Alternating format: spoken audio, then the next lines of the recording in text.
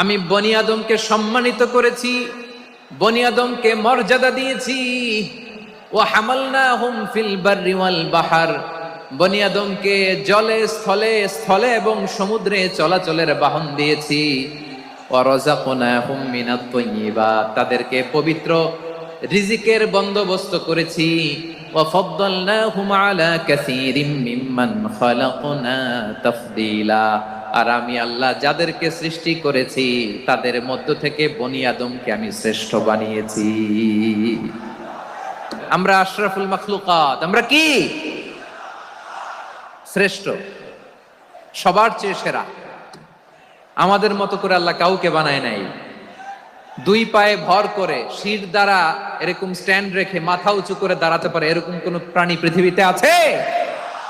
এজন্য আল্লাহ বলেন ওয়ালাকাদ কাররামনা বনি আদম, আমি বনি আদমকে সম্মানিত করেছি, তাদেরকে আমি মর্যাদা দিয়েছি।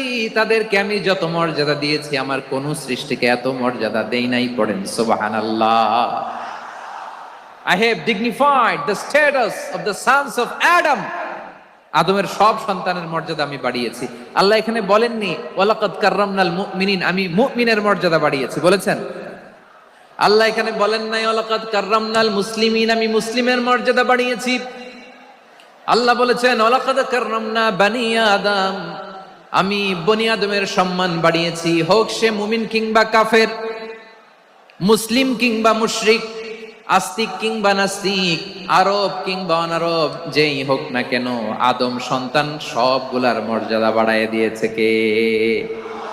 সবার মর্যাদা আল্লাহ বাড়িয়েছে। মানুষ হিসেবে মর্যাদা, বিশ্বনবী সাল্লাল্লাহু আলাইহি ওয়াসাল্লাম ইহুদির লাশ দেখে দাঁড়িয়ে গেলেন। কার লাশ? ইহুদির লাশ দেখে দাঁড়ায় গেলেন। সাহাবারা বললেন ইয়া রাসূলুল্লাহ, আপনি দাঁড়ালেন যে, এটা তো ইহুদির লাশ। বিশ্বনবী বললেন আওয়ালাইসাত নাফসান, এটা কি মানুষ নয়? এটা হোক ইহুদি হোক খ্রিস্টান, এটা তো মানুষ। আমি মানুষ দেখে দাঁড়িয়েছি। আই স্যালিউট দ্য হিউম্যানিটি, আমি মানবতাকে সম্মান করেছি। পড়েন সুবহানাল্লাহ। তাহলে এই জমিনে মানুষের মর্যাদা বেশি, হোক আস্তিক হোক নাস্তিক, হোক মুমিন কিংবা কাফের। আদমের সন্তান হলে, মানুষ হলেই তার মর্যাদা বাড়িয়েছে কে? আমার কলিজার টুকরা যশোরের ভাইয়েরা, মানুষের মর্যাদা আল্লাহ এত বাড়িয়েছেন, মানুষ জীবিত থাকলেও যেমনি মর্যাদাবান, মরে গেলেও মর্যাদাবান। সুবহানাল্লাহ পড়েন।